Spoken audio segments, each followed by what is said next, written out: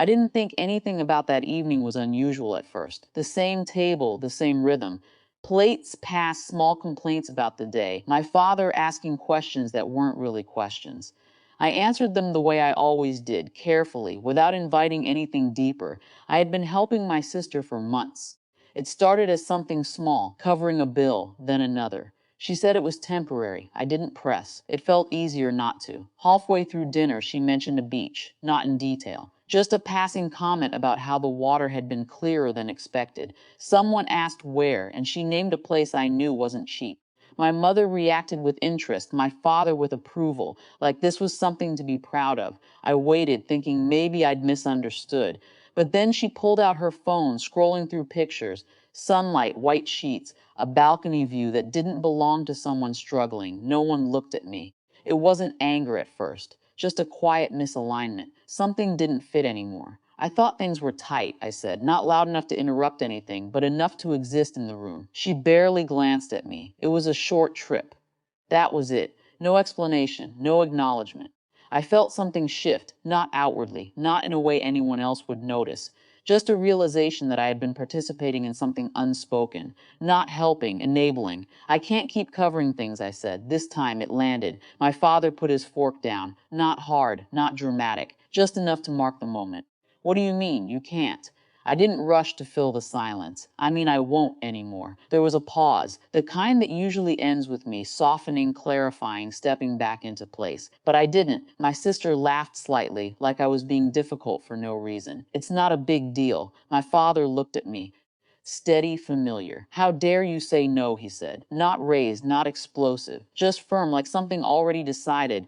That was the version of him I had always responded to. The one that didn't need to argue because it didn't expect resistance. I didn't answer. Dinner continued, but it felt thinner. Conversations resumed around me, but I was no longer inside them. I finished eating, listened when spoken to, didn't bring it up again. Nothing changed, at least not visibly. Later that night, I sat with my laptop longer than necessary. I didn't feel angry. If anything, I felt oddly calm, like something had already been settled before I understood it. I reviewed the payments, rent portions, utilities, a few transfers labeled vaguely. It wasn't overwhelming in one glance, but together it told a story I hadn't been reading. I canceled what I could. Scheduled payments, recurring transfers. I didn't send a message. There wasn't anything to explain that hadn't already been said. The next day was quiet. No calls, messages. It almost made me wonder if it would pass unnoticed. It didn't. By evening, my sister called. Not upset at first, just confused. Something about a payment not going through. I listened, then said simply, I told you. There was a pause longer this time. You're serious? Yes. She didn't argue immediately. That surprised me. I thought you were just saying it. I wasn't. The call ended without resolution. Later, my father called. The tone was different, not softer, but less certain.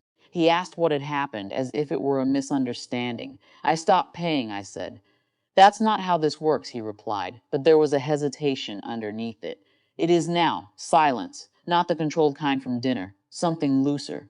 You should have discussed it properly. I did. He didn't respond right away. When he did, it wasn't with the same authority. This affects everyone. I know. That was the end of it. No raised voices, no resolution offered.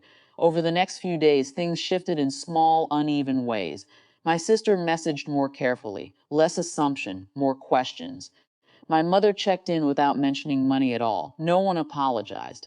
I hadn't expected them to. When I visited again, the table was the same. The routine hadn't changed, but something underneath it had. There were pauses where there hadn't been before. Moments where decisions weren't made around me, but with an awareness that I might not agree. My father still spoke the same way, but sometimes he stopped short, as if recalibrating. Nothing was repaired. Not fully, but it wasn't the same either. And for the first time, I wasn't trying to make it feel normal again.